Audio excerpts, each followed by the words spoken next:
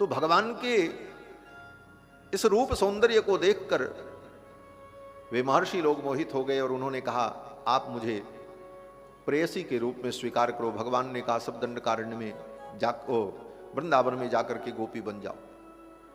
तो भगवान श्री राम का ऐसा अद्भुत सौंदर्य की मुनि महात्मा भी मोहित हो जाते। रूप उदार्य गुणैः पुंसाम दृष्टचित्तापहारिणम। महर्षि वाल्मीकि कहते हैं कि भगवान का रूप उदार्य, भगवान के रूप की विशेषता क्या है? बोले दृष्टचित्तापहारिणम पुंसाम अपि, देखने वाले के चित्त का हरण कर लें, चित्त को चुरा लें। यही तो है चित्त चोरन छवि रघुवीर की। चित चोरन छवि रघुवीर की, चित चोरन छवि रघुवीर की, चित चोरन छवि रघुवीर की, चित चोरन छवि रघुवीर की। बसी रहत निसी बांसुरिया में, बसी रहत निसी बांसुरिया में, बिहरत सरयू तीर की, हाँ बिहरत सरयू तीर की। चित चोरन छवि रघुवीर की, चित चोरन छवि रघुवीर की। और बनमाल पीत पटराजत, और बनमाल पीत पटराजत, और बनमाल पीत पटराजत, और बनमाल पीत पटराजत, और बनमाल पीत पटराजत। तापर कलगी हीर की, हाँ तापर कलगी हीर की। चित चोरन छवि रघुवीर की, चित चोरन छवि रघुवीर की।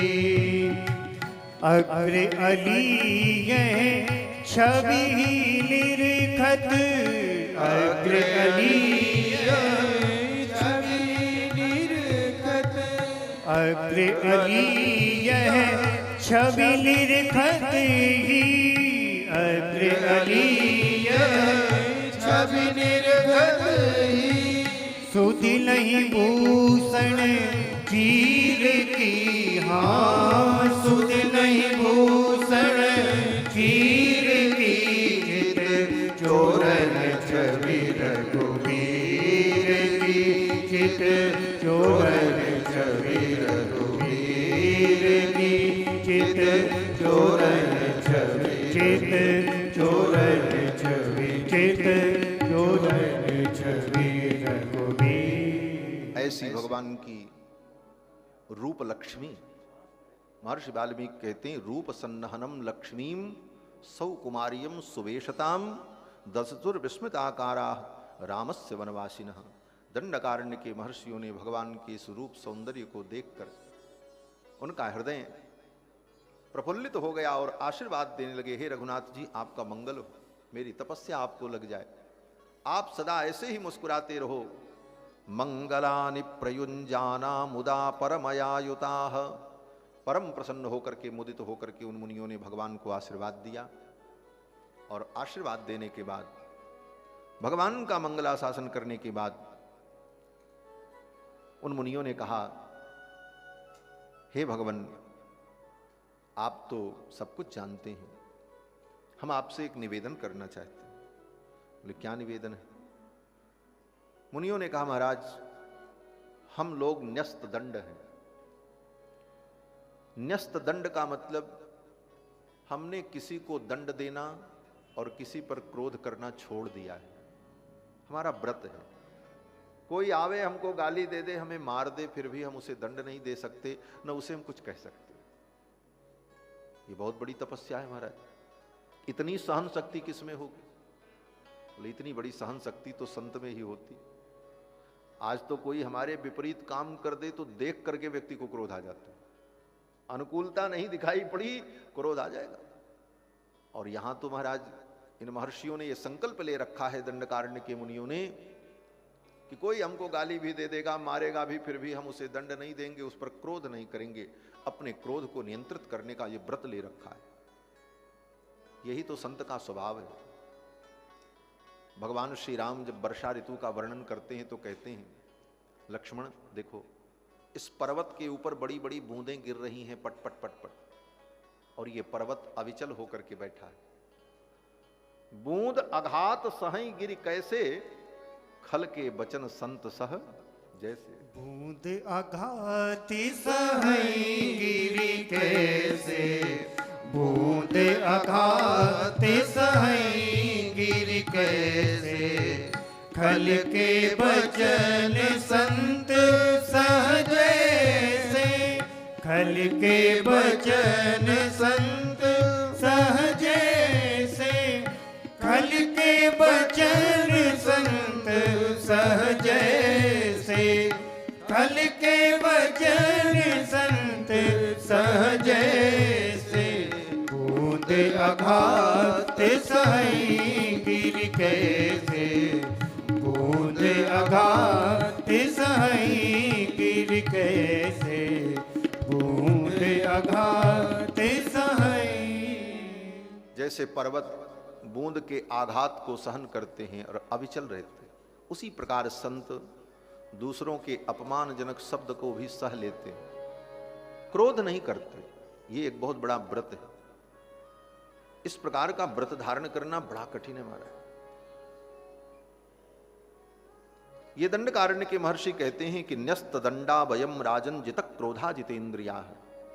हमने अपने क्रोध को जीत लिया, हम किसी पर क्रोध नहीं करते।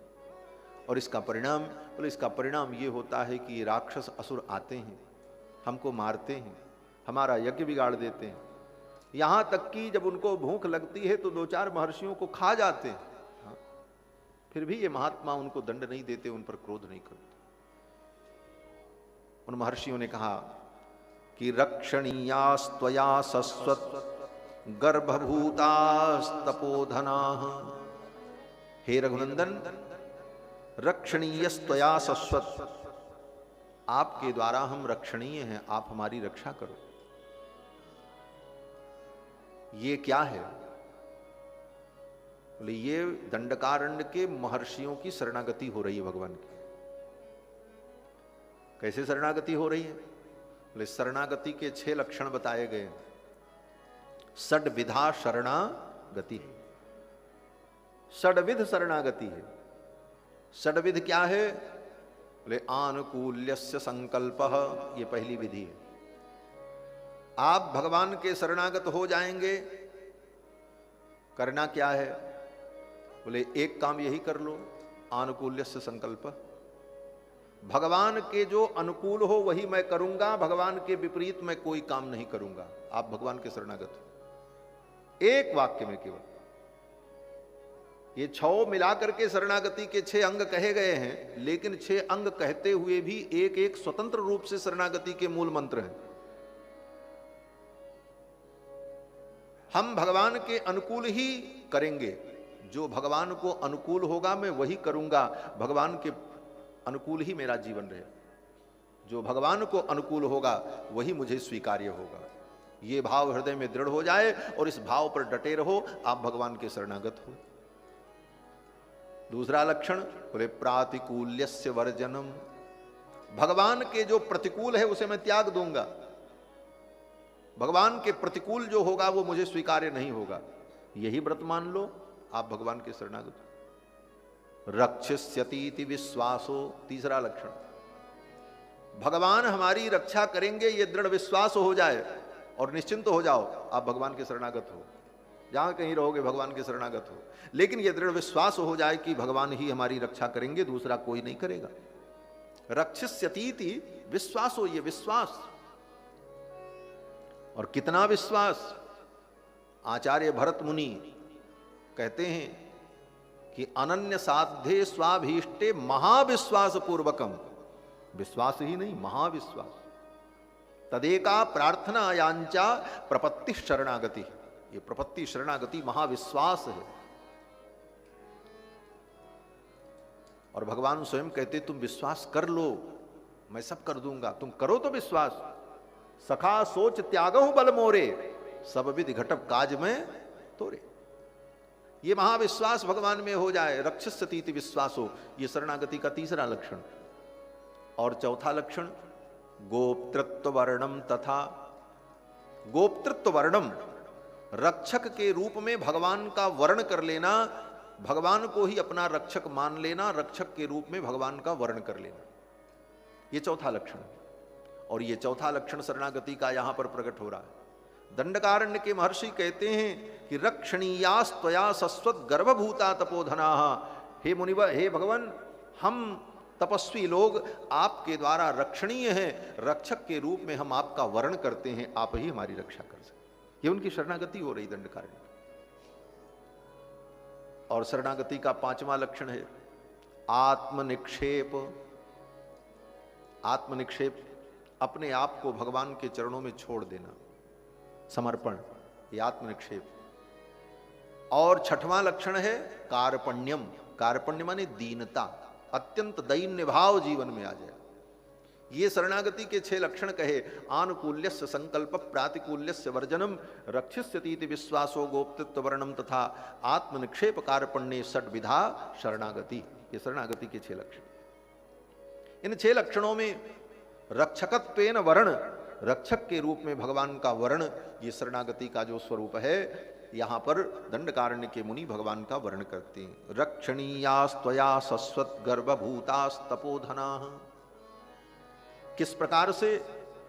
महर्षि कहते हैं गर्भभूतास्तपोधना, हम तो आपके गर्भभूत हैं।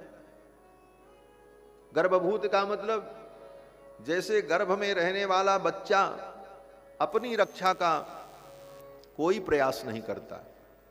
गर्भ के अंदर जो बच्चा है वो अपनी रक्षा का कोई प्रयास नहीं करता, उसकी रक्षा का प्रयास उसकी मां करे। मां कहीं गिर जाए, ठोकर खा करके उसे चोट लग जाए तो गर्भ को, उस गर्भ के बालक को भी पीड़ा होगी, उसे भी चोट लगेगी। अगर कहीं वो गर्भवती मां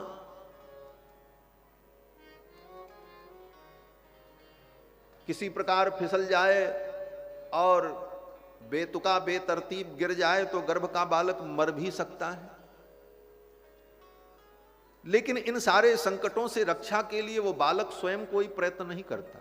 सारा प्रयत्न किसको करना है? बोले मां को करना है। मां को सावधान रहना है, संभाल करके पैर रखना है, संभाल करके बैठना, संभाल करके उठना। तो ये महर्षि कहते हैं, हे प्रभु, जैसे गर्भस्थ बालक की रक्षा मां करती है और वह मां पर पूर्ण आश्रित होता है, उसी प्रकार रक्षणीयास्त्वया सस्वत गर्भभूता तपोधना, हम तो आपके गर्भभूत बालक जैसे। यही शरणागति ब्रह्मा जी ने की। भागवत जी में ब्रह्मा जी यही कहते हैं कि हे प्रभु, जैसे गर्भस्थ बालक के अपराध को मां अपराध नहीं समझती, उसी प्रकार आप मेरे अपराध को अपराध मत समझो, मुझे क्षमा करो, हम तो आपके गर्भभूत हैं। अब यहां पर महर्षियों ने जब इस प्रकार निवेदन किया तो भगवान कहते हैं कि हे मुनियों, मैं आपकी रक्षा करूंगा। और भगवान कहते भी हैं, भगवान वचन देते हैं, क्या?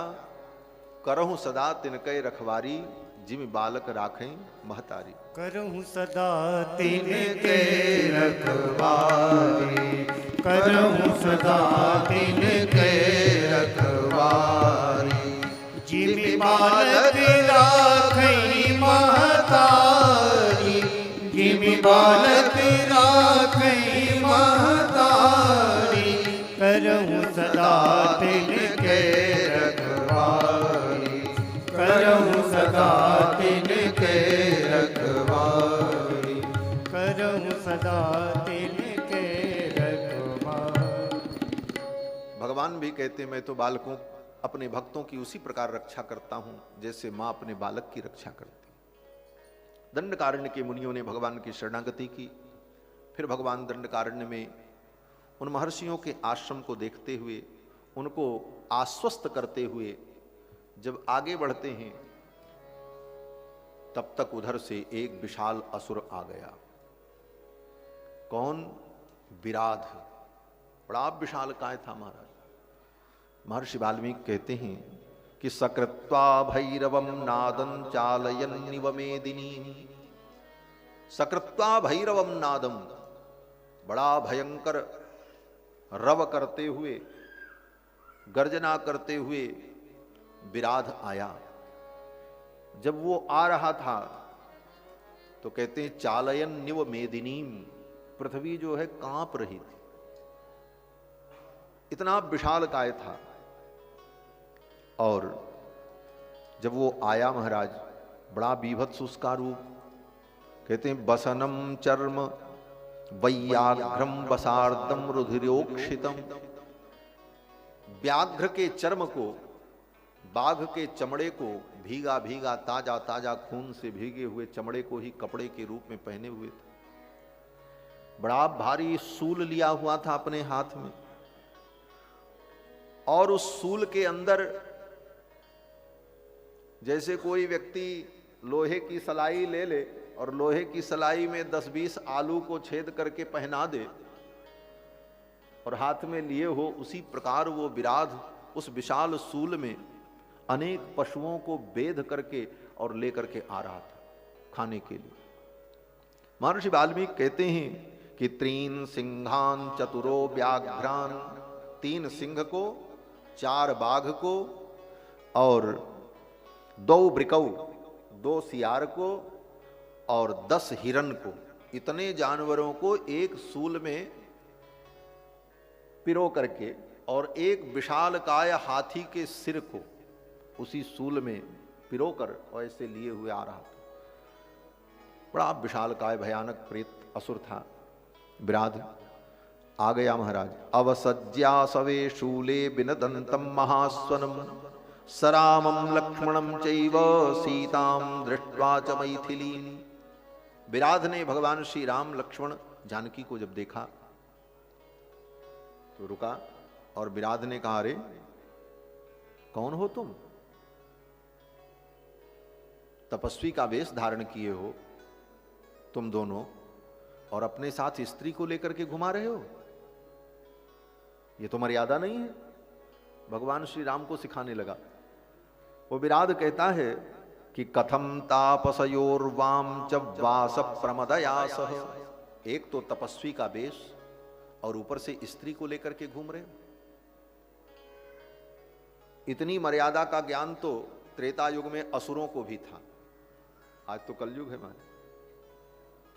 असुर भी जानते थे कि तपस्वियों के साथ महिलाएं नहीं रहती, और वो महिला को लेकर के घूमे तो ये निंदनीय माना जाता था। विराध कहता है कि आप तपस्वी का वेश धारण किए हुए बासप प्रमदयासह और साथ में स्त्री को लेकर के घूम रहे हो।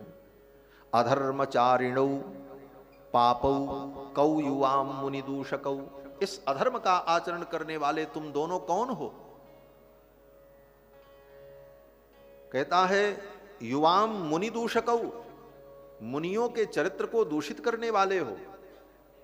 लोग यही समझेंगे कि मुनि महात्मा ऐसा ही आचरण करते हैं, बेस तपस्वी का और नारी को लेकर के साथ में घुमा रहे हो। इतना कहते हुए उस विराध ने श्री जानकी जी को उठा लिया। सकृत्वा भैरवम नादं चालयन्निव मेदिनीं अंके नादाय वैदेहीं। वैदेही को, सीता जी को उठा लिया और कहा, देखो तुम तपस्वी हो, तपस्वी के साथ नारी को रहना ठीक नहीं, इस नारी को मैं ले जा रहा हूं। ऐसा कह करके विराध ने जानकी जी को अपने हाथ में उठा लिया। अब तो जानकी जी विलाप करने लगे। भगवान श्री राम और कुमार लक्ष्मण ने देखा। भगवान श्री राम ने कहा लक्ष्मण से, मारो इसे।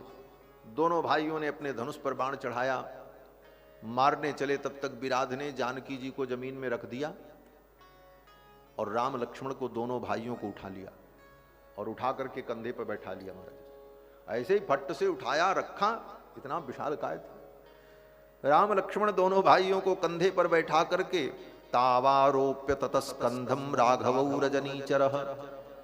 उस रजनीचर ने राम लक्ष्मण दोनों भाइयों को कंधे पर बैठा लिया और विराधो बिनदन घोरम जगामाभिमुखो बनम, और गर्जना करते हुए राम लक्ष्मण को लेकर के भयंकर जंगल की ओर भागने लगा। अब सीता जी विलाप करने लगी, मैं अकेले क्या करूं।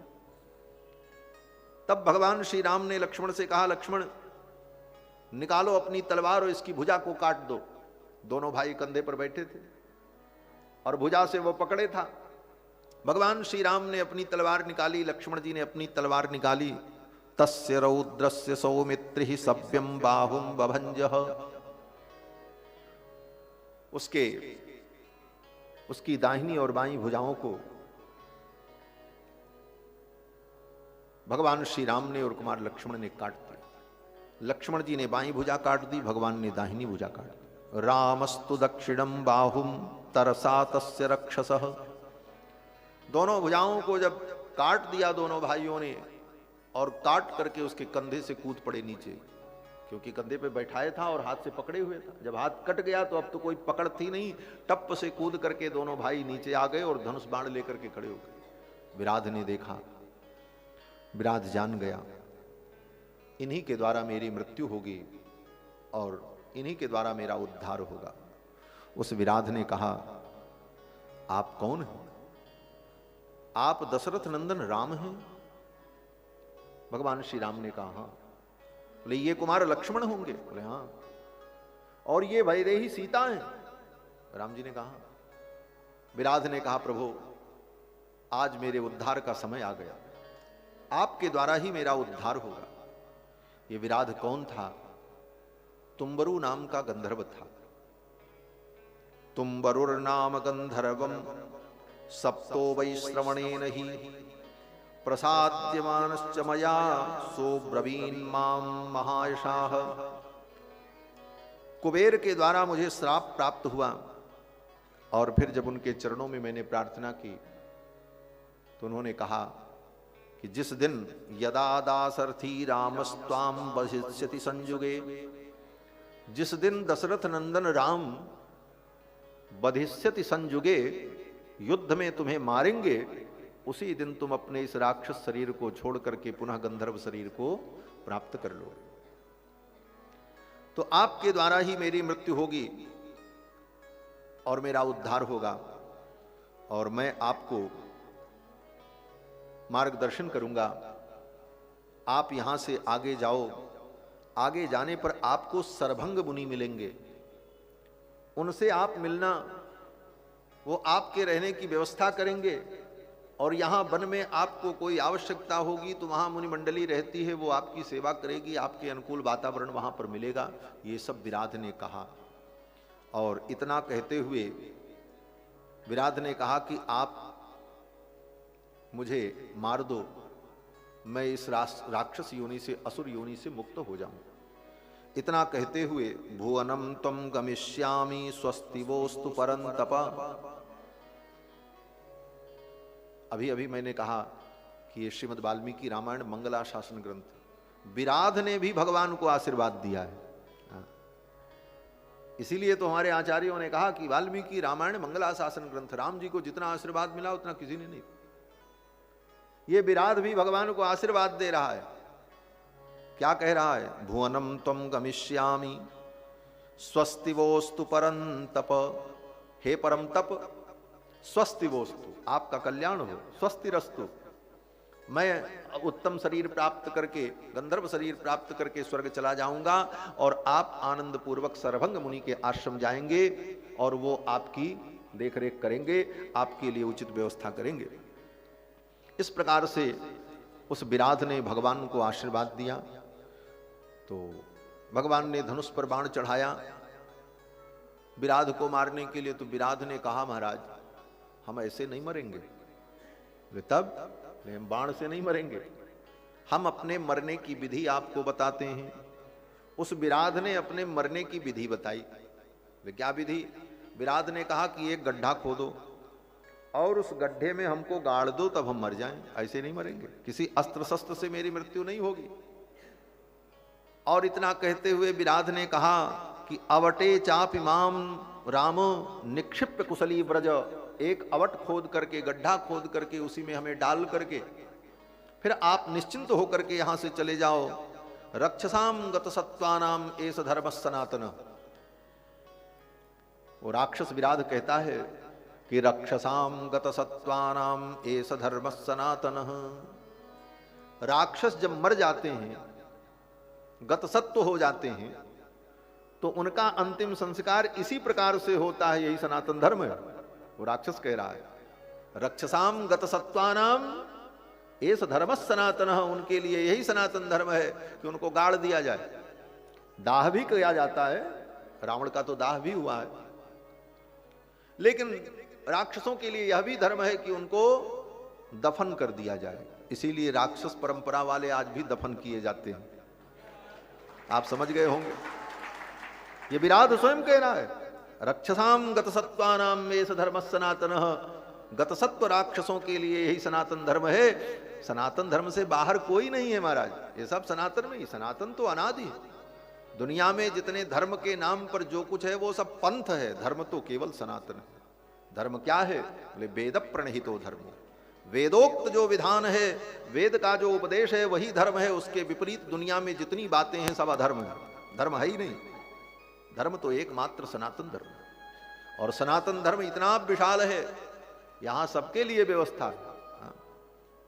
सनातन धर्म तो भगवान का स्वरूप है ना, और भगवान अनंत हैं और इसका भी स्वरूप अनंत है। जैसे भगवान अत्यंत उदार हैं, उसी तरह सनातन धर्म भी बहुत उदार है। हमारे यहां बड़ी सुविधा है। और लोग तो कहते हैं कि अगर तुमने शिर्क कर दिया और तुम बुत परस्त हो गए और तुमने बुत परस्ती की तो तुम दोजख में चले जाओगे, तुम्हें जन्नत नहीं मिलेगी। लेकिन हमारे यहां बोले हमारे यहां बुत परस्ती भी मान्य है और निर्गुण निराकार ब्रह्म की उपासना भी मान्य है। जो करना सो करो। ये बड़ा उदार धर्म है महाराज, यहां सबके लिए छूट। उनके यहां तो अन्य लोगों के यहां कि अगर आपने गलती की तो अब आप बच नहीं सकते, हाँ आपको जाना पड़ेगा जहन्नुम में। लेकिन हमारे यहां बोले हमारे यहां मरने के 1 मिनट पहले तक आपको अवसर दिया जाएगा। बिगड़ी जन्म अनेक की सुधरे अबही आज, हो ही राम को राम जप तुलसी तज कुसमाज। आज आप सुधरना चाहो तो आज आप जहन्नुम में जाने से बच सकते हो, कहीं नहीं जाओगे, ठाकुर के चरणों में पहुंचोगे। क्यों? बोले हमारा धर्म बहुत उदार है। ठाकुर हमारे बड़े कृपालु हैं। कितना भी कोई पाप क्यों न किया हो, लेकिन अगर वो भगवान की शरण में आ जाए तो ठाकुर उसे स्वीकार कर लेते। कोटि विप्रबध लागी जाहू, आए शरण तजऊ नहीं। और तुरंत वो पवित्र हो जाता। क्षिप्रम भवति धर्मात्मा सस्वच्छांति निगच्छति, उसी समय वो पवित्र हो जाता। तो सनातन धर्म यही है। सनातन धर्म में सबके लिए मार्ग खुला है, सबके लिए व्यवस्था है। पापी पुण्यात्मा जो भी है, किसी के लिए मार्ग बंद नहीं। तो ये असुर कहता है कि रक्षसाम गत सत्वानाम एस धर्म सनातन। ऐसे राक्षसों के लिए यही विधि है। अवटे ये निधि यंते तेसाम लोका सनातना। इसके आगे की पंक्ति में और बड़ी बात कह रहा विराध। विराध कहता है कि ऐसे राक्षसों को अवटे ये निधि यंते, ऐसे राक्षसों को अवट में गड्ढे में डाल करके जब दफन कर दिया जाता है तो तेषाम लोकाः सनातनः, उन राक्षसों को भी उत्तम लोक की प्राप्ति होती है, उनका भी कल्याण होता है। यही सनातन धर्म है। विराध ने इस प्रकार कहा तो भगवान ने कहा ठीक। लक्ष्मण जी से कहा खोदो गड्ढा। अब लक्ष्मण जी ने खोदना शुरू किया महाराज। अब उतना विशाल काय वो विराध था, सोचो उतना बड़ा गड्ढा खोदने में कितना समय लगा होगा। आज के जैसी जेसीबी मशीन तो नहीं थी कि तुरंत खुद जाते गड्ढे। लक्ष्मण जी ने कितना परिश्रम किया। और जब तक लक्ष्मण जी गड्ढा खोद रहे थे तब तक राम जी उस विराध को जमीन पर पटक कर उसकी छाती पर पैर रख करके, चरण रख करके उसको दबाए थे कि ये उठ करके जाने न पाए। लक्ष्मण जी ने गड्ढा खोदा और गड्ढा खोदने के बाद उस गड्ढे में उस विराध को डाला और डालने के बाद भगवान श्री राम अपने चरण से उसको दबाए रहे। कितना भाग्यशाली था, भगवान के चरणों का स्पर्श प्राप्त कर रहा। जिन भगवान के चरणों का दर्शन करने के लिए बड़े बड़े योगी तरसते हैं।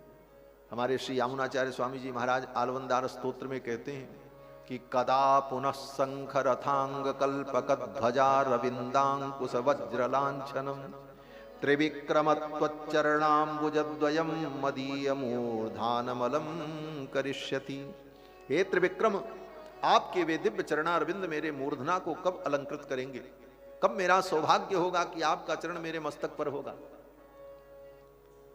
जिन चरणों को अपने हृदय में रखने के लिए गोपियां प्रार्थना करती हैं कि आप अपने उन कोमल चरणों को मेरे हृदय में पधरा दो, उन कोमल चरणों से आप जंगल में मत भटको, पीड़ा होगी आपको। यत्ते सुजात चरणाम्बुरुहस्तनेषु भीताः सनैः प्रियदधीमहि कर्कशेषु तेनाटवी मटसि तद्व्यथते न किंसे। उन चरणों को आप मेरे हृदय में रख। भक्त जिन चरणों को अपने हृदय में पधराने की प्रार्थना करते हैं, आज ठाकुर कस करके दबा करके उस विराध की छाती पर अपना चरण रखे हुए हैं। कितना बड़ा सौभाग्य है उस विराध का। लक्ष्मण जी महाराज फटाफट फटाफट जल्दी जल्दी मट्टी भरने लगे और मट्टी भर करके फिर दोनों भाइयों ने अपने चरण से उस मिट्टी को खूब दबा दबा करके कस दिया, ये निकलने न पाए। इस प्रकार विराध का भगवान ने अंतिम संस्कार किया। बड़ा मेहनत करना पड़ा ठाकुर जी को, इसीलिए भगवान का एक नाम पड़ गया। क्या बोले? विराध बध पंडित। भगवान विराध बध पंडित है। गोस्वामी तुलसीदास जी महाराज कहते हैं खर दूषण विराध बध पंडित। भगवान खर दूषण विराध बध पंडित। अन्य असुरों को मारने में तो भगवान को ज्यादा पंडिताई नहीं करनी पड़ी, लेकिन यहां ठाकुर जी को बड़ी पंडिताई करनी पड़ी। पंडित का मतलब बुद्धिमान। बहुत बुद्धि लगानी पड़ी। गड्ढा खोदा, मिट्टी में डाला और फिर उसको दबाया और तब जाकर के उसको समाप्त किया। तो भगवान का एक नाम पड़ गया विराध बध पंडित। भगवान श्री राम के अष्टोत्तर शतनाम में, राम जी के 108 नामों में भगवान का एक नाम है खरदूषण विराध बध पंडिताय नमः। जब उनकी अर्चना होती है तो अर्चना में बोला जाता है रामाय नमः, रामभद्राय नमः, रामचंद्राय नमः, शाश्वताय नमः, राजीवलोचनाय नमः, श्रीमते नमः, राजेंद्राय नमः, रघुपुंगवाय नमः, जानकी वल्लभाय नमः। उसी क्रम में आगे चल करके कहते हैं खरदूषण विराध बध पंडिताय नमः। खरदूषण विराध बध पंडित भगवान हुए। इस प्रकार भगवान ने विराध का उद्धार किया और फिर भगवान सीता जी को हृदय से लगाते हैं, क्योंकि इस दृश्य को देख करके सीता जी भयभीत हो गई। अयोध्या से चली, अभी तक ऐसा भयानक दृश्य कहीं देखने को नहीं मिला था। अयोध्या से सुखपूर्वक चली, सर्वत्र स्वागत हुआ। जो भी श्रृंगवेरपुर में भी निषाद राजगुह ने स्वागत किया, इतने लोग थे, वहां कोई डर भय नहीं। चित्रकूट में भी परम आनंद था, वहां भी किसी प्रकार का कोई भय नहीं, आनंद ही आनंद। अत्रि मुनि के आश्रम में भी अनुसुईया जी ने बहुत स्नेह दिया। लेकिन आज यहां दंडकारण्य में प्रवेश करते ही इतनी बड़ी घटना। उस असुर ने जानकी जी को उठा लिया, फिर उनको छोड़ा, राम जी को उठा लिया, फिर ये युद्ध सब देखा। जानकी जी ने अभी तक ऐसा कोई दृश्य देखा नहीं था अपने जीवन काल में। इस दृश्य को देखने के बाद श्री जानकी जी थर थर कांपने लगे। श्री जी को कांपते देखकर ठाकुर जी ने दौड़ करके जानकी जी को अपने हृदय से लगा लिया, अपनी भुजाओं में ले लिया। भगवान का आलिंगन प्राप्त करके, भगवान का संस्पर्श प्राप्त करके जानकी जी को सांत्वना मिली और उनका भय दूर हुआ। महर्षि वाल्मीकि कहते हैं हत्वा तु तं भीम बलम विराधम राक्षसं वने ततः सीतां परिस्वज्य समाश्वास्य च वीर्यवान। परम वीर्यवान। देखो यहां पर भगवान के वीर्य गुण का प्रकाश हो रहा है। ये भगवान की कथा क्या है? भगवान के दिव्य गुणों का ही प्रकाश है। भगवान के जो दिव्य अनंत कल्याण गुण हैं, भगवान के जितने गुण हैं वो कल्याण करने के लिए ही है। भगवान के दिव्य कल्याण गुण, भगवान के उन कल्याण गुणों का प्रकाश ही भगवान की कथा है। क्योंकि प्रारंभ में ही गुणों की चर्चा से ही भगवान की कथा प्रारंभ होती है।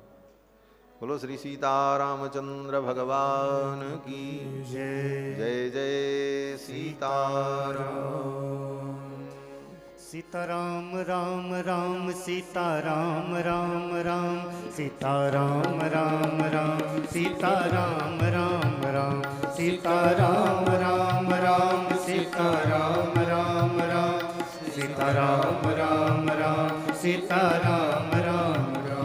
राधे श्याम श्याम श्याम राधे श्याम श्याम श्याम राधे श्याम श्याम श्याम राधे श्याम श्याम श्याम राधे श्याम श्याम श्याम राधे श्याम श्याम श्याम राधे श्याम श्याम श्याम राधे श्याम श्याम सीता राम राम राम सीता राम राम राम सीता राम राम राम सीता राम राम राम सीता राम राम राम सीता राम राम राम सीता राम राम राम सीता राम राम राम सीता राम राम राम सीता राम राम राम सीता राम राम राम सीता राम राम राम सीता राम राम राम सीता राम राम राम सीता राम राम राम सीता राम राम राधे श्याम श्याम श्याम राधे श्याम श्याम श्याम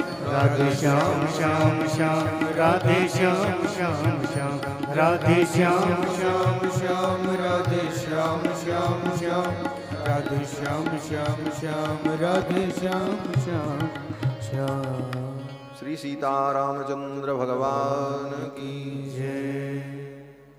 मैं निवेदन कर रहा था कि भगवान विराध का उद्धार करने के पश्चात श्री जानकी जी को आश्वस्त करने के लिए उन्हें परिश्वंग प्रदान करते।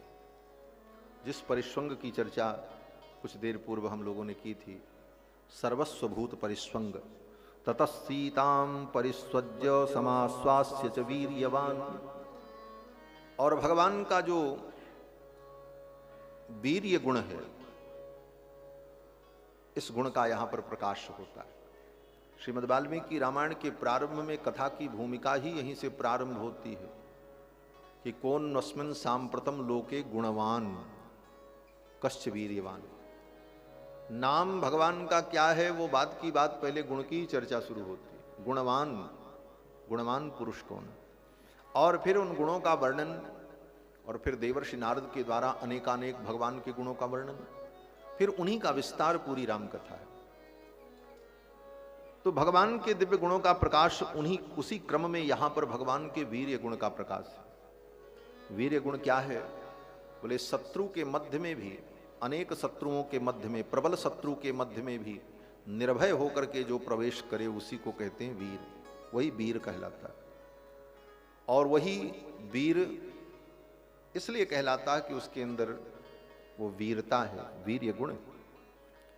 भगवान श्री राम ऐसे विशाल असुर विराध से युद्ध करके उसे समाप्त करते हैं। इसीलिए महर्षि कहते हैं ततः सीताम परिस्वज्य समाश्वास्य च वीर्यवान। फिर भगवान वहां से आगे सरभंग मुनि के आश्रम की ओर जब बढ़े, तो सरभंग मुनि के आश्रम के सन्निकट जब पहुंचे तो देखते हैं वहां पर अनेक देवता आए हुए। इंद्र, वरुण, कुबेर, ये सब देवता आकर के महर्षि सरभंग मुनि के आश्रम के द्वार पर खड़े थे और कुछ वार्ता चल रही थी। सरभंग मुनि को लेने के लिए देवता लोग आए थे। राम जी ने दूर से देखा और लक्ष्मण से कहा, देखो लक्ष्मण, इनका रूप देखो, इनकी कांति देखो, इनकी रूप और कांति को देखकर और इनकी अवस्था को देख करके अनुभव करो, ये मनुष्य नहीं है, ये देवता हैं। क्यों? बोले रूपम बिभर्ति सौमित्रे पंचविंशति वार्षिकम। पंचविंशति वार्षिकम, देवताओं की आयु 25 वर्ष से ज्यादा नहीं होती, कहीं कहीं पर 16 वर्ष भी है। लेकिन यहां पर भगवान श्री राम कहते हैं कि देवताओं की आयु 25 वर्ष से ज्यादा नहीं होती, सदा युवा तरुण ही रहते। और इनका रूप देखो, रूपम बिभर्ति सौमित्रे पंचविंशति वार्षिकम एतद्धि किल देवानां वयो भवति नित्यदा। भगवान कहते हैं देवताओं की आयु सदा ही इतनी रहती है, इससे ज्यादा इनकी आयु कभी बढ़ती नहीं। और ये पृथ्वी का स्पर्श नहीं करते, पृथ्वी का ये स्पर्श नहीं करते, पृथ्वी से दूर रहते। कितनी दूरी बना करके रहते हैं?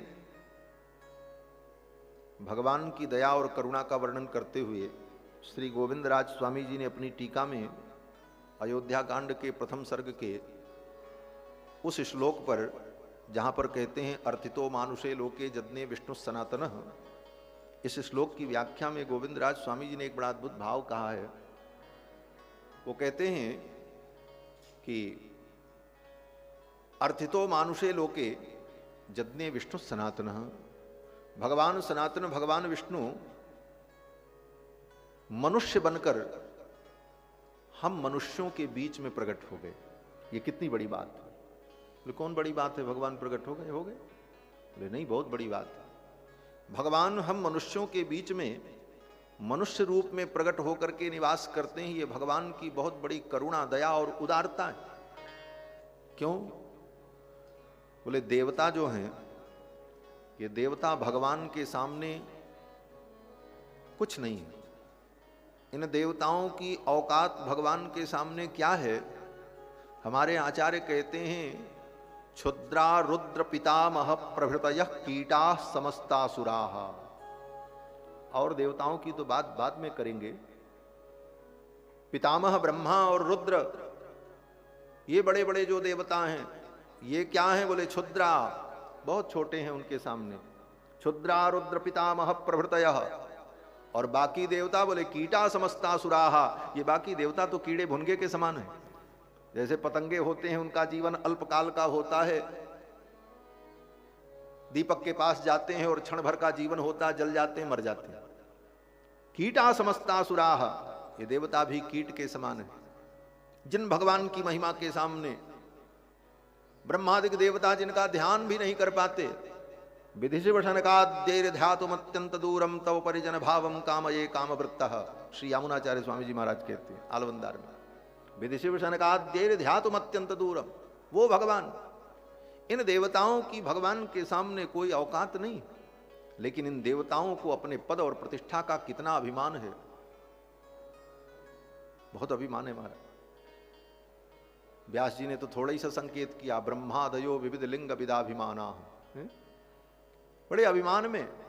और मनुष्यों से इनको इतनी एलर्जी है।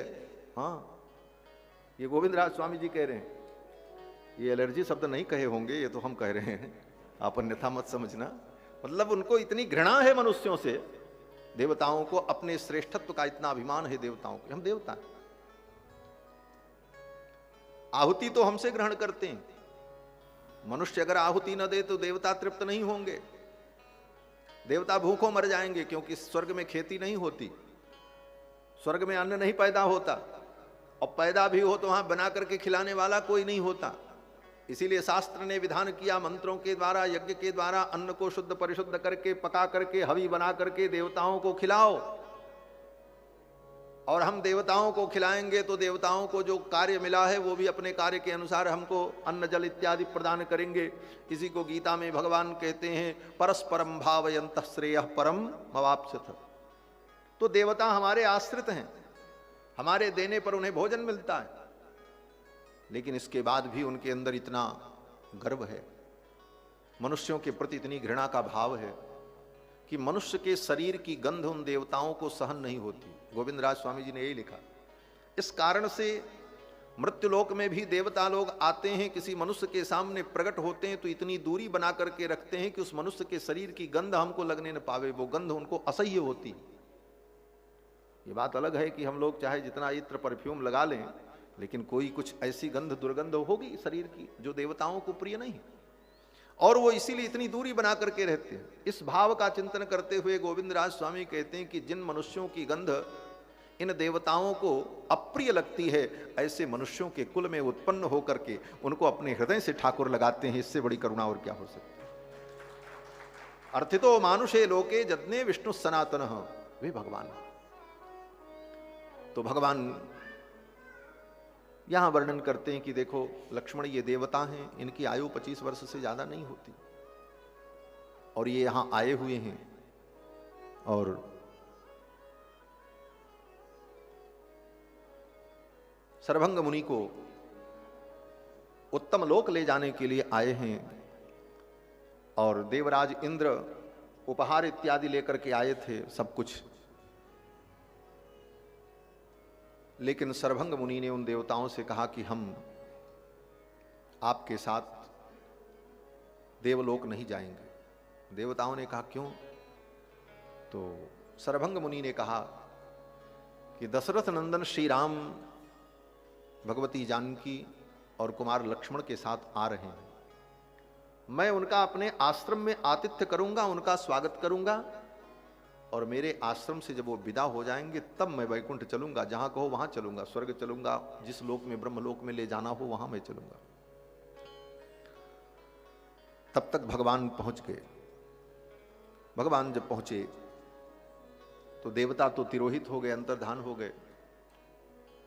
सरभंग मुनि ने भगवान का स्वागत किया और स्वागत करने के बाद, सत्कार करने के बाद, आतिथ्य करने के बाद सरभंग मुनि ने कहा, प्रभु मैं आपकी प्रतीक्षा ही कर रहा था, आपके लिए ही मैं रुका था। समागम्य गमिष्यामि त्रिदेवम चावरम परम, आपसे मिलने के लिए मैं रुका था, आपका दर्शन करके तब मैं देवलोक जाऊं, क्योंकि कुछ मेरे पास धरोहर थी जो आपको अर्पित करना था। क्या अर्पित करना था? तो भगवान श्री राम को सम्मुख विराजमान करके सरभंग मुनि ने कहा कि हे भगवान, हमने कोई पाप कर्म किया नहीं, लेकिन हमने जो तप किया है, पुण्य किया है, और अपनी तपस्या से, अपने पुण्य से उत्तम लोकों को हमने जो जीता है, अर्जित किया है, आज उस सारे पुण्य का मैं आपके चरणों में समर्पण करना चाहता हूं। ये पुण्य आपको देना चाहता हूं। क्यों?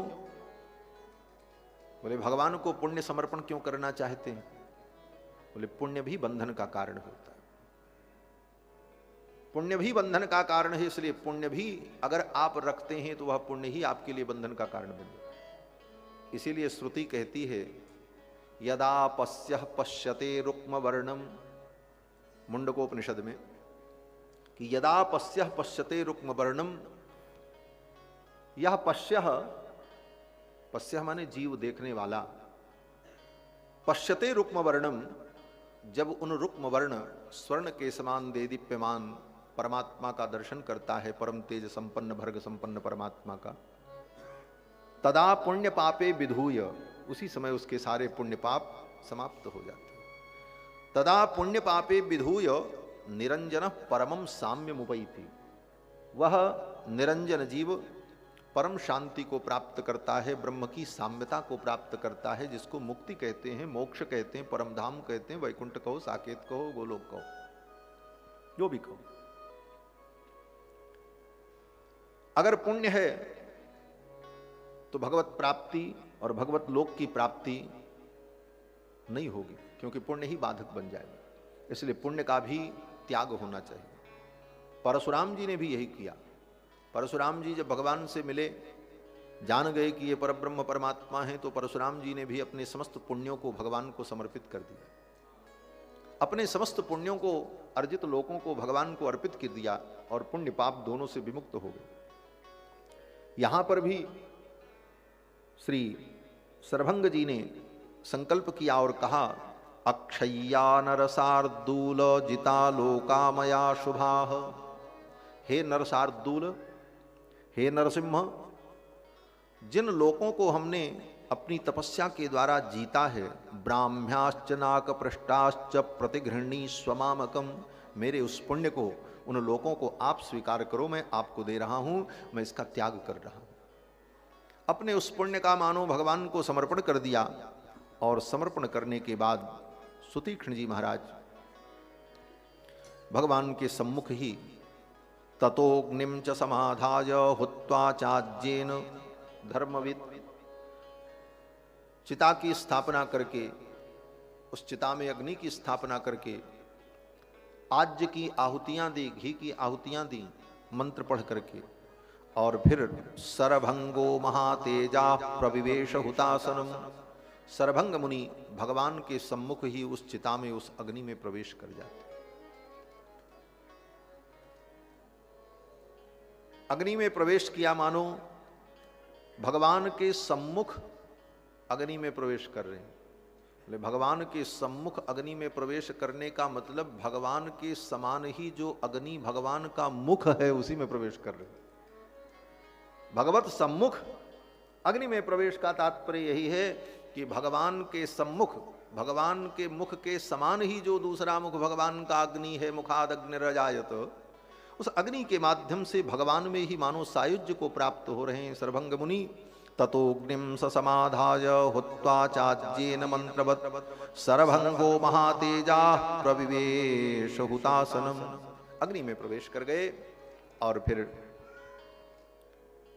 सर्वभंग मुनि दिव्य स्वरूप धारण करके भगवत धाम जा रहे हैं।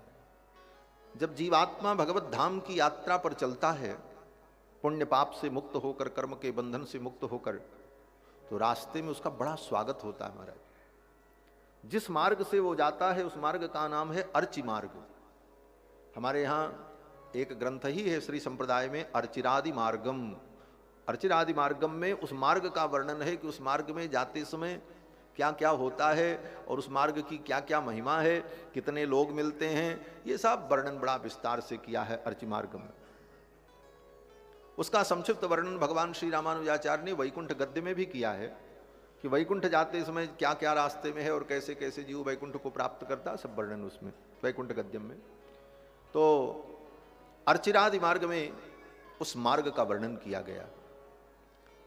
संक्षेप में उसका वर्णन श्री वरदाचार्य स्वामी जी महाराज करते हैं कि मुक्तोर्चिर्दिन पूर्व पक्ष षडदुं माशाब्दवातां सुमत ग्लौर्विद्युद्वरुणेन्द्र धात्रिमहित सीमांत सिन्ध्वाप्लुतः श्रीवैकुंठमुपेत्य नित्यमजडं तस्मिन् परब्रह्मणः सायुज्यं समवाप्य नंदति समं तेनैव धन्यः पुमान्। एक श्लोक में पूरे अर्चि मार्ग का वर्णन किया है श्री वरदाचार्य स्वामी जी महाराज ने। इसके पहले एक श्लोक और है जिसमें उस अर्चि मार्ग तक पहुंचने के लिए करना क्या पड़ता है इसका वर्णन किया है। सत्संगात् भवनिस्पृहो गुरुमुखात् श्रीशं प्रपद्यात्मवान् प्रारब्धं परिभुज्य कर्म सकलं प्रक्षीण कर्मान्तरः न्यासादेव निरंकुशेश्वर दया निर्लूनमायान्वयो हार्द्रानुग्रह मध्यलब्ध धमनी द्वारात् बहिर्निर्गतः। जब शरीर से निकलेगा तभी तो अर्चि मार्ग में जाएगा। इसका जब वर्णन करते हैं तो कहते हैं कि इसका एक क्रम है। सत्संगात् भव निस्पृहो, जीव पहले सत्संग में आएगा, इसीलिए सत्संग की महिमा कही गई, बिनु सत्संग विवेक न होई। सत्संग में जब जीव आएगा तब वैराग्य होगा, और वैराग्य होने पर तभी भगवान के वो शरणागत होगा, और भगवान के शरणागत होने पर अपने अशेष संचित कर्मों से वो मुक्त हो जाएगा और प्रारब्ध को वो स्वयं भोग करके समाप्त करेगा। प्रारब्धम परिभुज्य कर्म सकलम प्रक्षीण कर्मांतरः। और जब उसकी जीवन लीला पूर्ण होगी, मरने का समय आएगा, तो हार्द्रा अनुग्रह मध्यलब्ध धमनी द्वारात् बहिर्निर्गतः। हृदय में विराजमान जो अंतर्यामी परमात्मा है उनका अनुग्रह होगा, और वो अंतर्यामी परमात्मा उस जीवात्मा को लेकर के स्वयं सुषुम्ना नाड़ी से निकल जाएंगे। स्वयं भगवान ही उस जीव को लेकर के निकलेंगे। इसीलिए शरणागत भक्त को अंतिम स्मरण की भी जरूरत नहीं पड़ती। शरणागत भक्त को अपनी सुषुम्ना नाड़ी का भेदन करके भी बाहर निकलने की आवश्यकता नहीं पड़ती। ये सब काम भगवान स्वयं कर लेते हैं। क्यों बोले शरणागत के लिए भगवान ही सब कुछ करते हैं। जैसे बच्चा शरणागत होए तो वो भोजन कैसे करेगा, उसका कपड़ा कौन बदलेगा, बोले सारा काम माँ करेगी। उसी प्रकार शरणागत भक्त के उद्धार की जो प्रक्रिया है उसमें जो कुछ करना सब भगवान करे।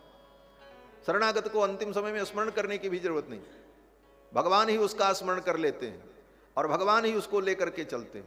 और सुषुम्ना नाड़ी का भेदन भी भगवान ही करते हैं और भगवान उसको लेकर के मध्य नाड़ी के द्वारा निकल जाते हैं। हार्द्रा अनुग्रह मध्य लब्ध धमनी द्वारात् बहिर्निर्गतः।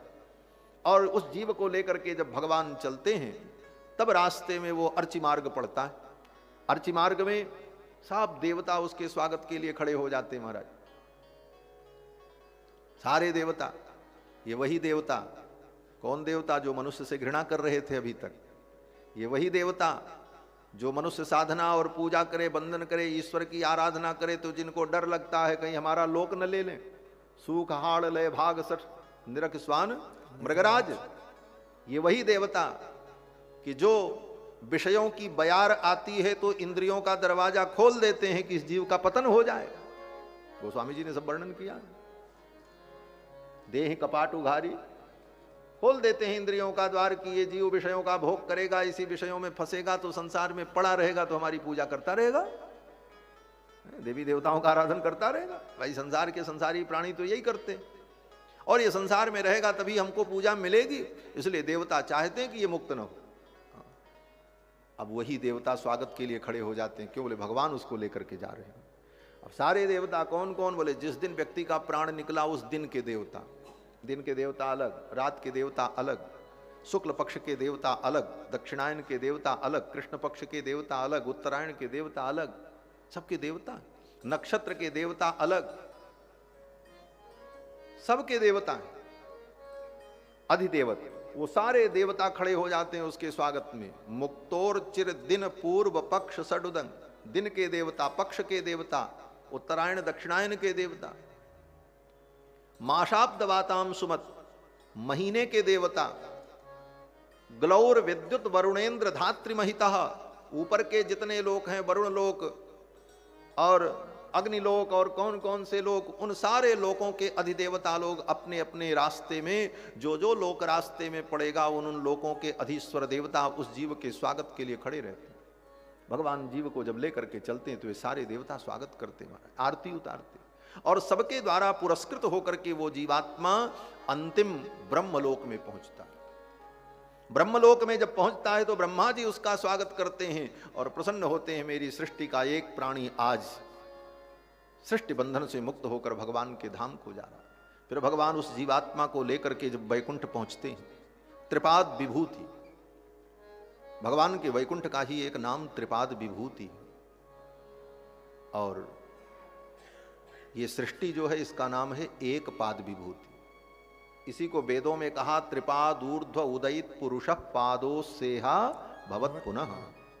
त्रिपाद ऊर्ध्व उदयित पुरुष, तीन पाद में भगवान का निज धाम है, और एक पाद में पादो सेहा भवत पुनः, एक पाद में अनंत अनंत लीला विभूति है। सूर्यलोक, ब्रह्मलोक, चंद्रलोक, वरुण लोक, अतल वितल सुतल तलातल रसातल महातल पाताल भू भू स्व मह जन तप सत्य, सब एक पाद में, और तीन पाद में भगवान का धाम।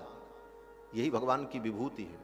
ये भगवान की विभूति के दो भेद हैं, एक लीला विभूति, एक नित्य विभूति। ये संसार जो है भगवान की लीला विभूति है, अनंत अनंत सृष्टि लीला विभूति है, और भगवान का जो धाम है वो नित्य विभूति है। नित्य विभूति ही त्रिपाद विभूति है, और लीला विभूति एक पाद विभूति है। त्रिपाद विभूति का मतलब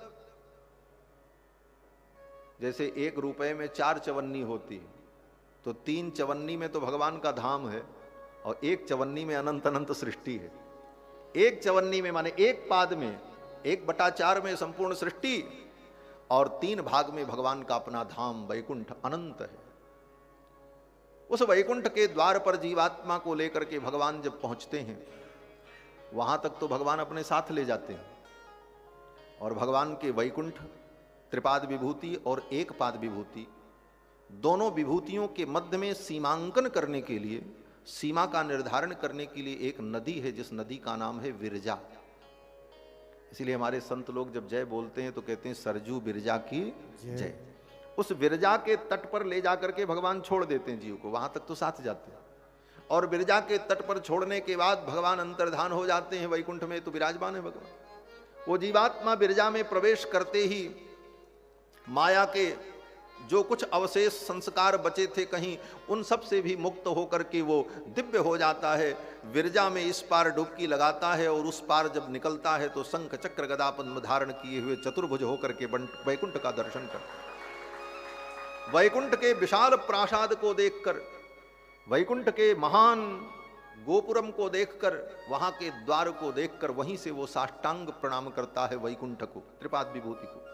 और फिर जब भीतर प्रवेश करता है तो भगवान के 96 करोड़ पार्षद और भगवान के जो मुख्य सेनापति विश्वक्सेन हैं, सुंदर स्वर्ण की पालकी में विराजमान करके, चामर ग्रहणी जो देवियां हैं विमलादि, वे सब उसका स्वागत सत्कार करती हुई पूरे वैकुंठ का भ्रमण कराते हुए उस जीवात्मा को लेकर के उस महामणि मंडप में पहुंचते हैं, जिस महामणि मंडप में भगवान विराजमान रहते। विशाल महामणि मंडप, उस महामणि मंडप के मध्य में शेष भोग पर, शेष पर्यंक पर भगवान बड़ी आनंद की मुद्रा में बैठे रहते हैं वैकुंठनाथ भगवान।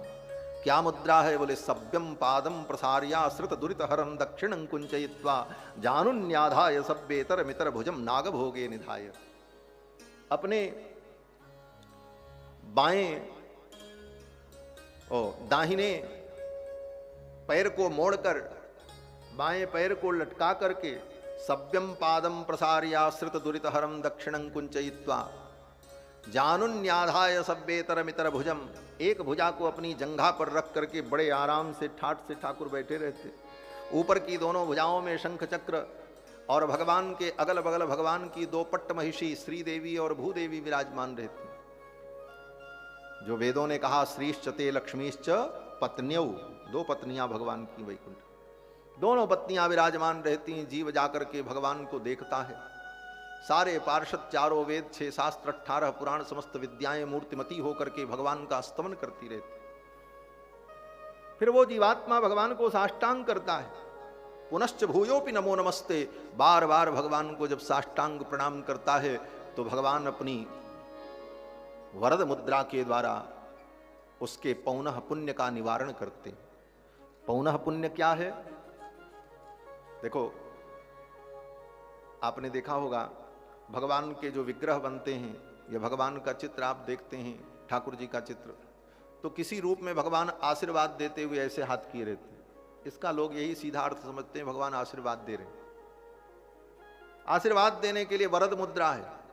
ले वरद मुद्रा तो है, लेकिन हमारे आचार्य कहते हैं ये वरद मुद्रा होते हुए भी ये एक विलक्षण मुद्रा है भगवान की। क्या है? बोले जब जीव भगवान को साष्टांग प्रणाम करता है तो एक बार जब साष्टांग प्रणाम कर लेता है तो भगवान कहते हैं बस, मानो रोकने के लिए बस एक बार ही पर्याप्त है। सकृदेव प्रपन्नाय तवास्मीति चाचते पौनः पुण्यम निवारयन। श्री वेदांत देशिक स्वामी जी कहते हैं कि पौनः पुण्यम निवारयन, वो पुनः पुनः मुझको प्रणाम न करे, इसका निवारण करने के लिए भगवान कहते हैं बस एक बार तुमने प्रणाम कर लिया, इतना ही पर्याप्त है, इतने मात्र से मैं तुम्हारा कल्याण कर दूंगा, अब तुमको प्रणाम करने की जरूरत नहीं। अब वो जीवात्मा जब वैकुंठ में भगवान को बार बार साष्टांग प्रणाम करता। कल हम लोग गए थे, ये प्रणाम के ऊपर ही कितनी अद्भुत चर्चा हुई वहां श्री रमण रेती में, पूज्य महाराज जी के पास रात्रि में। वो श्लोक मुझे अभी उपस्थित नहीं है, भाव उसका बड़ा अद्भुत था। कोई भक्त भगवान से प्रार्थना करते हुए कहता है कि प्रभु आज मैं आपको प्रणाम कर रहा हूं और प्रणाम करके आपसे क्षमा मांग रहा हूं कि मेरे 2 अपराधों को आप क्षमा कर दीजिए। बोले 2 अपराध कौन है? तो कहता प्रभु मैं आपको प्रणाम कर रहा हूं, एक अपराध तो मेरा यह है कि आज तक मैंने कभी आपको प्रणाम नहीं किया। अनंत अनंत जन्मों में हमने आपको आज तक प्रणाम नहीं किया, ये एक अपराध है। क्या प्रमाण है? कि इसका प्रमाण यही है कि अगर हम कभी आपको प्रणाम किए होते तो आज संसार में न होते, मुक्त हो गए होते। आज हम संसार में हैं, इसका मतलब हमने आज तक आपको प्रणाम नहीं किया, एक अपराध। और दूसरा अपराध, बोले दूसरा अपराध ये है कि आज आपको मैंने एक बार प्रणाम कर लिया है, अब तो मैं मुक्त हो जाऊंगा संसार से, दोबारा आपको प्रणाम करने का अवसर नहीं मिलेगा, इसलिए इस दूसरे अपराध से भी हमको क्षमा कर। क्या अद्भुत बात है। घंटों चर्चा हुई इस विषय पर पूज्य स्वामी जी के पास में, और फिर उसी प्रसंग में हमें यामुनाचार्य स्वामी जी का वो भाव स्मरण हुआ कि भगवान को एक बार प्रणाम करने का कितना फल है। यामुनाचार्य स्वामी जी कहते हैं त्वदीय मुद्देश्य कदापि केनचित, आपको उद्देश्य करके किसी भी व्यक्ति के द्वारा कभी भी यथा तथा वापि सकृत कृतोंजलि ही, एक बार सकृत कृतोंजलि ही, जिस किसी भी प्रकार से उसने प्रणाम कर लिया, तदैव मुष्णात्य शुभान्य शेषतः, उसी समय उसके सारे अशुभ पाप दोष सब समाप्त हो जाते हैं। शुभानि पुष्णाति न जातु हीयते, और फिर उसके जीवन में शुभ का आगमन हो जाता है और पुनः कभी उसके जीवन में कोई पाप, कोई दुर्वृत्ति, कोई दोष नहीं आने पाता। एक बार प्रणाम करने का इतना बड़ा फल। इसीलिए तो गोस्वामी जी कहते हैं सकृत प्रणाम किए अपनाए, एक बार प्रणाम करने पर ठाकुर अपना। कहते हैं कि वैकुंठ में जाकर के वो जीव जब भगवान को प्रणाम करता है तो भगवान कहते हैं बस पौनः पुण्यम निवारयन, उसको निवारित कर देते, बोले बार बार प्रणाम मत करो, हो गया एक ही बार पर्याप्त। फिर वो जीव भगवान से कहता है अहमन्नम अहमन्नम अहमन्नम, ये सामाम नान है। तैत्रीय उपनिषद के ब्रह्मानंद वल्ली में जीव की मुक्ति की जब स्थिति का वर्णन करते हैं तो जीवात्मा वैकुंठ में पहुंचकर भगवान के सामने सामाम नान करता है, इसको सामगान कहते हैं। तो वह सामाम नान करते हुए जीव कहता है अहमन्नम अहमन्नम अहमन्नम, मैं अन्न हूं, मैं अन्न हूं, मैं अन्न हूं, ये वो जीव कहता है। बोले अन्न तो खाया जाता है, अन्न तो खाद्य है, अन्न का मतलब ही होता है अद्यते इति अन्नम, जिसको खाया जाए उसको कहते हैं अन्न। और अन्न का दूसरा है अर्थ अत्ति पुरुषान इति अन्नम, जो पुरुष को खा जाए उसको कहते हैं अन्न। अन्न का दो अर्थ है, एक अर्थ तो है कि पुरुष जिसको खाए वो अन्न, और दूसरा अर्थ पुरुष को जो खा जाए वो अन्न। तो जब हम सीमित मात्रा में खाते हैं, शुद्ध पवित्र खाते हैं, तब तो हम खाते हैं, और ज़्यादा खा लें, गड़बड़ खा लें तो अन्न ही हमको खा जाता है, फूड पॉइजनिंग हो जाती है, व्यक्ति मर जाता है, अन्न ही हमको खा जाता है। तो जीवात्मा कहता मैं अन्न हूं, अहमन्नम अहमन्नम अहमन्नम। ये कहने का तात्पर्य क्या है? बोले इसका तात्पर्य यही होता है, जीव कहता प्रभु मैं अन्न हूं और मुझ अन्न के भोक्ता आप हैं, आप भोक्ता हैं। जीव परमात्मा का भोग्य है और हम परमात्मा के भोग्य न बन करके स्वयं परमात्मा की विभूति के भोक्ता बनने लगते हैं, और भोक्ता बनने का परिणाम होता है कि फिर भोगते ही रहते हैं, बार बार इसी संसार में दुख भोगते हैं। भोक्ता बनने का परिणाम होता है कि हमें दुख भोगना पड़ता है। वास्तव में ये जीवात्मा भोक्ता नहीं है, अपितु भोग्य है। किसका भोग्य है? परमात्मा का भोग्य। हम परमात्मा के लिए हैं और परमात्मा के भोग्य हैं। अनन्य भोग्यत्व, अनन्य शेषत्व, अनन्यार्हत्व, ये तीन आकार जो है इसी को जीवन में समझ ले, यही वैष्णवता है। अकारत्रय संपन्नाम अरविंद निवासिनीम अशेष जगदीश स्त्रीम वंदे वरद वल्लभाम, यही अकारत्रय। तो अनन्य भोग्य जीव है भगवान का, और किसी का भोग्य नहीं है, हम केवल परमात्मा के भोग्य हैं। तो जीव अपने उस स्वरूप का अनुभव करके वहां कहता है कि हे प्रभु अहमन्नम अहमन्नम अहमन्नम, मैं अन्न हूं, मैं अन्न हूं, अन्न हूं। तब भगवान उसका उत्तर देते हैं, भगवान कहते हैं अहमन्नादः अहमन्नादः अहमन्नादः।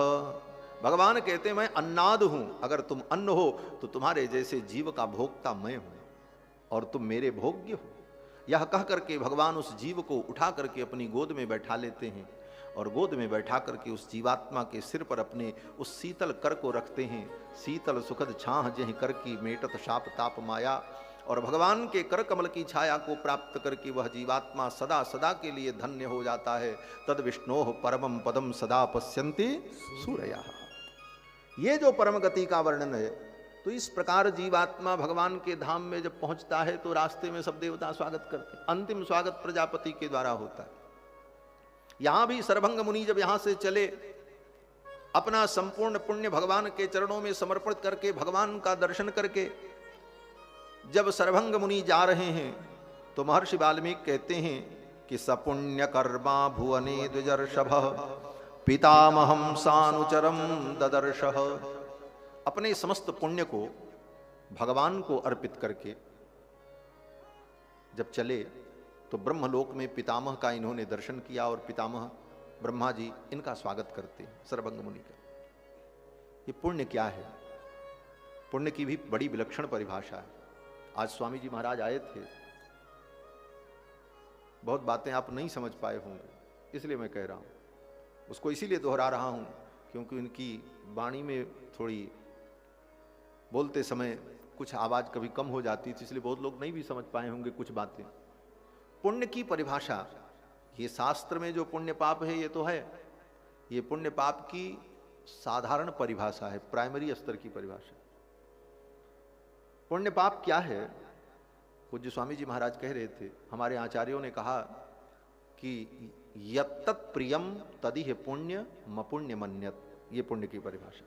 यत्तत् प्रियम, हे प्रभु आपको जो प्रिय है वही पुण्य है, और जो आपको अप्रिय हो जाए वही अपुण्य है। आप बहुत बड़े बड़े यज्ञ कर डालो और ठाकुर को अच्छा नहीं लगा, बोले सब तुम्हारा व्यर्थ है, वो पुण्य नहीं है, वो पाप है।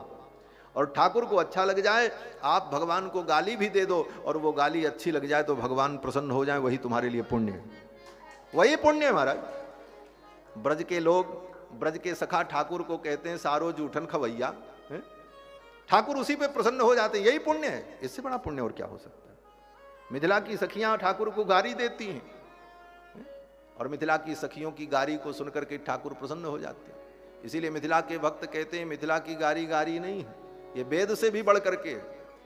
मिथिला की गारी को गारी न समझो, मिथिला की गारी को गारी न समझो, गारी है वेदन का सार जी अजी मिथिला, हाँ गारी है वेदन का सार जी अजी मिथिला, सखी मिथिला सहर गुलजार जी अजी मिथिला, सखी मिथिला सहर गुलजार जी अजी मिथिला, सखी मिथिला सहर गुलजार जी सखी मिथिला, सखी मिथिला सहर गुलजार जी सखी मिथिला।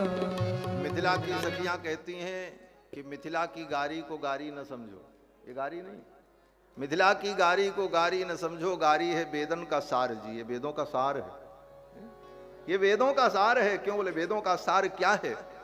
बोले वेदों के सार तो भगवान है और उनको प्रसन्न कर लें यही वेदों का सार है।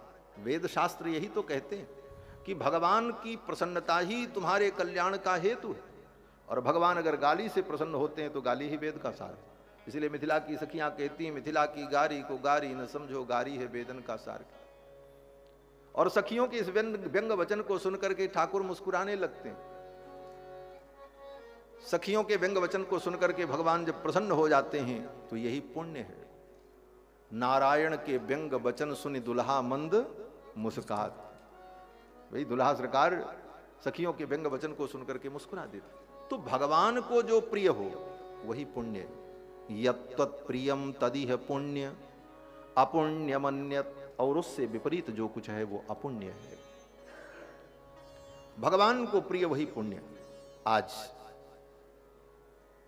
परम पुण्यात्मा श्री सरभंग जी महाराज जब भगवत धाम जाते हैं तो ब्रह्मा जी इनका स्वागत करते हैं। पितामहम सानुचतम ददर्श पितामहश्चापि समीक्षतम द्विजम नन्नंद सुस्वागतमित्युवाच। ब्रह्मा जी ने प्रसन्न होकर के, आनंदित होकर के सरभंग मुनि का स्वागत किया अपने लोक में।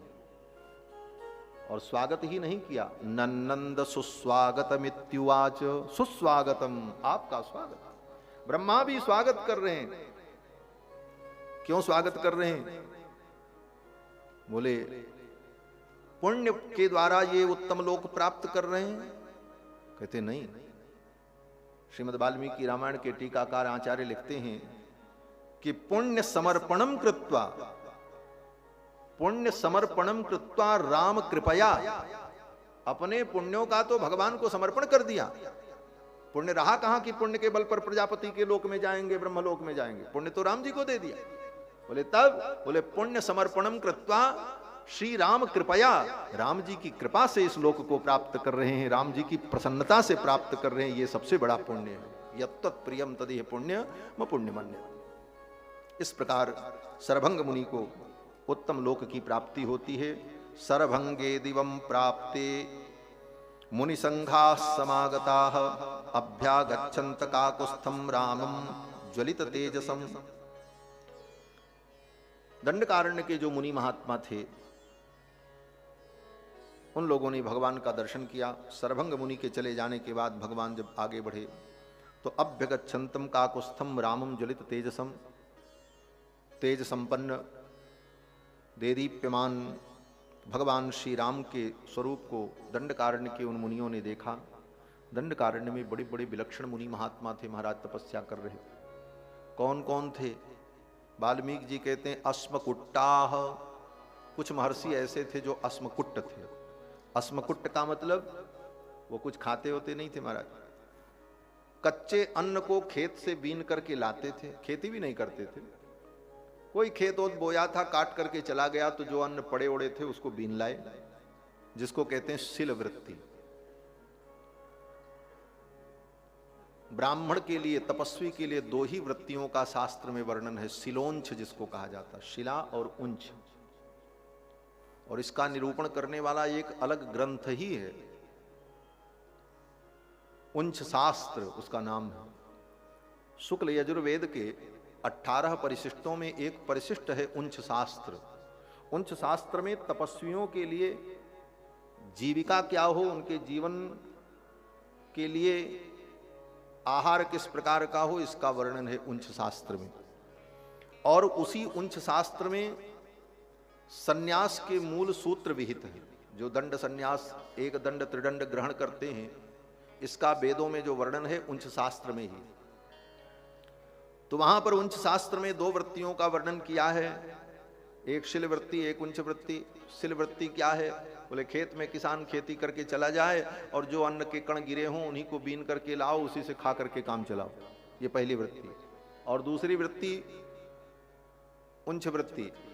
उंच वृत्ति ये है कि शहर में रहने वाले, बोले जो दुकानदार हैं, व्यापारी हैं, वो रात्रि में जब अपनी दुकान बंद कर दें, अन्न के बोरों को, अन्न के पात्रों को उठा करके दुकान के अंदर रख करके ताला बंद कर दें, तो अन्न को उठाने रखने में जो कण वहां पर गिर जाएं, उन कणों को बीन करके लाओ, उससे अपना निर्वाह करो।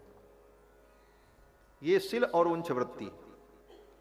तो कुछ महात्मा ऐसे थे वहां पर जो उन अन्न को लेकर के बीन करके आते खेत में से और ला करके उसको पीस करके पका करके नहीं खाते। अस्मकुट्टाह, एक पत्थर पर रखकर दूसरे पत्थर से उसको थोड़ा तोड़ ताड़ देते, जिससे खड़ा निकलने में तो दिक्कत होगी, तो उसको एक पत्थर से कूट करके और थोड़ा उसको छोटे टुकड़ों में करके फिर उन अन्नों को कच्चा ही चबा करके पानी पी करके तप करते थे। अस्मकुट्टाश्च बहवः पत्राहाराश्च तापसाः। कुछ तपस्वी ऐसे थे जो केवल पत्ता ही खाते थे, अन्न बीनने भी नहीं जाते थे, पत्ते से ही काम चल जाता था। पत्ते लेकर के पेड़ों से, वृक्षों से, उन्हीं को खाकर पानी पी लेते थे, पत्राहाराश। और कुछ तो ऐसे थे दंतोलूखिलनश्चैव, दंत उलूखिलन, दांत ही जिनका उलूखल था। धान लेकर के आवे, गेहूं लेकर के आवे, बीन करके खेत में से, पत्थर से कूटने की जरूरत नहीं, सीधे मुंह में रख करके दांत से ही चबा लेते थे और चबा करके रस को भीतर कर लें और जो कुछ छिलका फिलका मुंह में बच जाए उसको थूक दें। दांत ही उनका उलूखल का काम करता था, कूटने का काम। दंतोलूखलिन, ऐसे महर्षि थे। और फिर पानी पी लेते थे और तप करते थे। तथैवोन्मज्जका परे। और कुछ महात्मा तो ऐसे तपस्वी थे महाराज दंडकारण्य में कि वो दिन भर पानी में ही डूबे रहते थे, जल शयन करते। केवल मलमूत्र का त्याग करने के लिए बाहर आते थे और फिर स्नान करके उसी जल में खड़े हो जाएं और तपस्या करते रहते थे, ऐसे तपस्या। कुछ महात्मा ऐसे थे गात्रशय्या, वो सदा सोए ही रहते थे। मलमूत्र का त्याग करके अपने नित्य क्रिया से निवृत्त होकर के चुपचाप आकर के लेट जाएं और लेटे ही रहते थे, सदा लेटे रहे और तपस्या करते रहे, ऐसी तपस्या। सलिलाहारा, कुछ महात्मा ऐसे थे जो केवल पानी पी के तपस्या करते थे। वायु भक्षाहा, कुछ ऐसे थे जो केवल वायु पी करके रहते थे। आकाश निलयाश्चैव, कुछ महात्मा तो ऐसे थे महाराज खुले आकाश में ही रहते थे, पेड़ की छाया में भी नहीं जाते, चाहे धूप हो, चाहे पानी बरसे, चाहे आंधी तूफान हो, आकाश में ही सदा रहते थे। इस प्रकार से विविध तप करने वाले महात्मा लोग वहां पर रहते थे। कुछ महात्मा तो ऐसे थे आर्दपट वाससाह। आर्दपट वाससाह, वो सदा अपने कपड़े को भिगोए रहते थे, भीगा कपड़ा पहने रहते, और जैसे ही सूखने लग जाए फिर एक दो बाल्टी पानी, एक दो घड़ा पानी ऊपर से डाल लें, कपड़ा भीग जाए, सदा ठंडे भीगे कपड़े ही धारण करते थे। ये भी एक तप था। तप क्या है? काया क्लेशो तपः, इस काया को तपा देना और इस काया से क्लेश को सहन करना, सहन की सीमा को पार कर जाना, यही तो तप है। ऐसा तप वे महात्मा करते थे, सूखे अन्न खा करके और भगवान का भजन करते। इन पंक्तियों को पढ़ने के बाद लगता है, आजकल लोग कहते हैं महाराज भूखे भजन न होए गोपाला और ले लो अपनी कंठी माला। कहते महाराज भूखे भजन नहीं होगा। और ये सब गलत लिखा है क्या? ये सब भजन नहीं करते। बोले महाराज ये तो पंक्ति तो यही कहती भूखे भजन न होए गोपाला। अरे तो भूखो भजन न होए गोपाला, ये पंक्ति कोई वेद की पंक्ति थोड़ी, कोई ब्रह्मा का वाक्य थोड़ी है। अरे किसी भुक्खड़ ने बना दिया होगा भूखे भजन न होए गोपाला। पंक्ति तो कोई भी बना सकता भाई, तुकबंदी कर दो कविता बन जाएगी, लेकिन उसमें प्रामाणिकता भी तो होनी चाहिए। खाली पंक्ति कह देने से होता है? कोई बात संस्कृत में कोई श्लोक कह दिया जाए तो थोड़ी प्रमाण हो जाएगा। अरे वो किस प्रामाणिक व्यक्ति ने कहा पहले ये देखना पड़ेगा। संस्कृत में कोई श्लोक कह देने से कोई बात प्रमाण नहीं हो जाती। बौद्धों के जितने दर्शन हैं, बौद्ध दर्शन के अनेक ग्रंथ संस्कृत में हैं, लेकिन एक भी प्रमाण नहीं है। क्यों? बोले नास्तिक दर्शन है।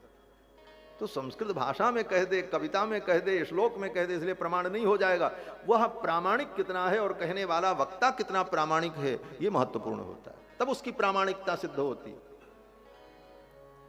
तो किसी भुक्खड़ ने बना दिया होगा भूखे भजन न होए गोपाला, ले लो अपनी कंठी माला। और आप तो ब्रजवासी हो, यहां तो देखा ही महाराज, श्री बांके बिहारी जी को प्रकट करने वाले ठाकुर जी को श्री हरिदास जी महाराज कितनी तपस्या करते। ठाकुर जी को तो 56 प्रकार का भोग लगावे, उत्तम भोग बना करके भगवान को अर्पित करते थे। और बनाने के बाद, भोग लगाने के बाद वो सब प्रसाद संतों को बांट देते थे। और जो बच जाए उसको जमुना के तट पर ले जाकर के मोर को, पंछियों को और मछलियों को खिला देते थे महाराज। आसुधीर उद्योत करे रसिक छाप हरिदास की। आसुधीर उद्योत करे रसिक छाप हरिदास की। जुगल नाम सोने में जपत नित कुंज बिहारी। जुगल नाम सोने में जपत नित कुंज बिहारी। अब लोकत रह के सखी सुख के अधिकारी। अब लोकत रह के सखी सुख के अधिकारी। गान कला गंधर्व श्याम श्यामा सो तो से। गान कला गंधर्व श्याम श्यामा तो से। उत्तम भोग लगाई मोर मरकट तिमि पोषे। उत्तम भोग लगाई मोर मरकट तिमि पोषे। निपति द्वार ठाणे रहे दर्शन आशा जा सुखी। निपति द्वार ठाणे रहे दर्शन आशा जा सुखी। आसुधीर उद्योत करे रसिक छाप हरिदास की।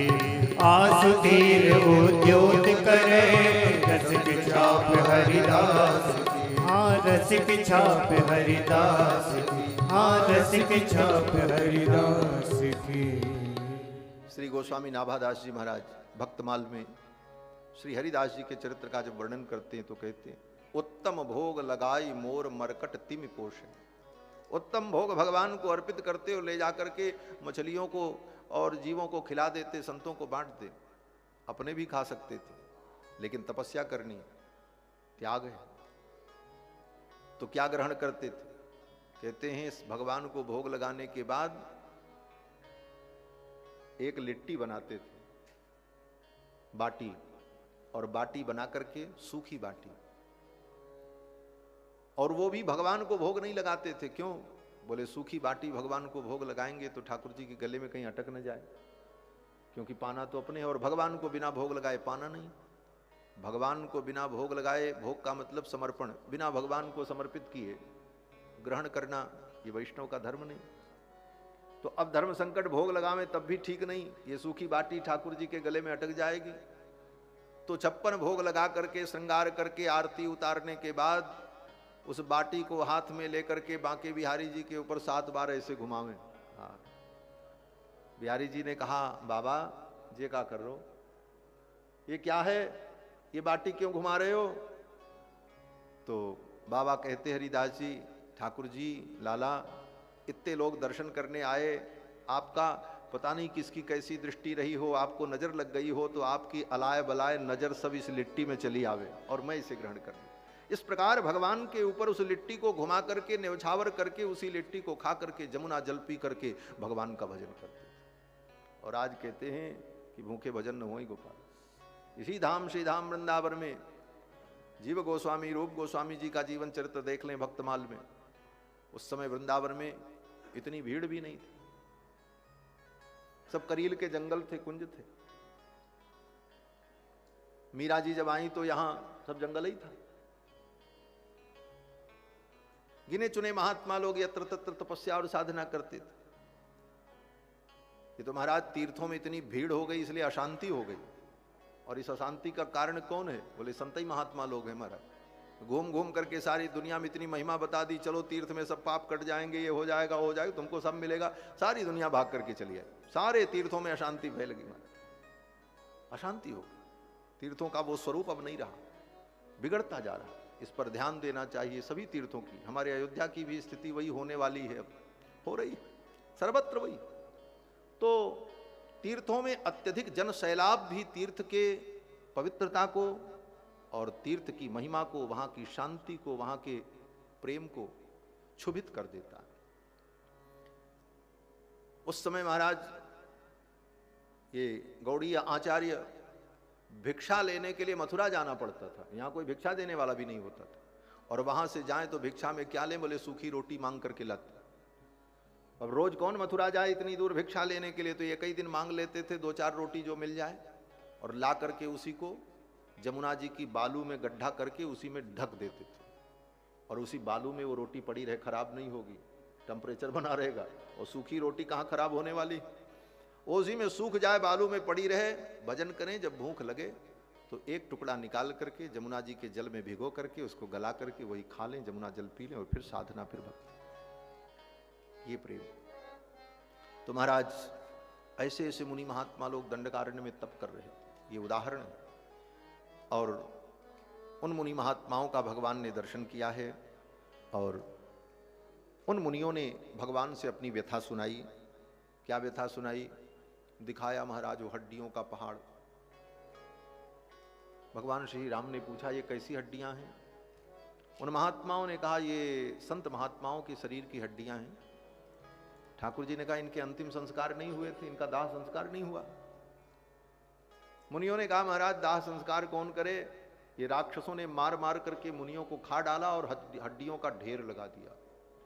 निश्चर निकर सकल मुनि खाए, खा गए महाराज। सोचो कितनी भयानक स्थिति रही होगी। आज तो हम आप भजन करते हैं तो हमको आपको लोग भोजन कराते हैं। दुष्ट आदमी भी होगा तब भी उसको दया आएगी, अरे चलो महात्मा है, सज्जन है, इनको पानी तो पिलाई दो। और उस समय बोले जो भजन करे उसी को खा जाते थे। खिलाना तो कौन कहे, उसी को खा जाए। और ऐसी विषम परिस्थिति में उन महात्माओं ने भगवान की भक्ति की और भजन किया। इसीलिए तो ठाकुर को आना पड़ा। ठाकुर जी आए और ठाकुर जी ने देखा, उन मुनियों ने कहा कि इन राक्षसों ने हमें बहुत दुख दिया। भगवान श्री राम के नेत्रों में जल आ गए, सुनि रघुवीर नयन जल छाए। और उसी समय भगवान ने प्रतिज्ञा की, निश्चर ही न करऊं मही भुज उठाई प्रण कीन। अपनी भुजाओं को उठा करके राम जी ने प्रतिज्ञा की कि सारी पृथ्वी को मैं निशाचर से हीन कर दूंगा।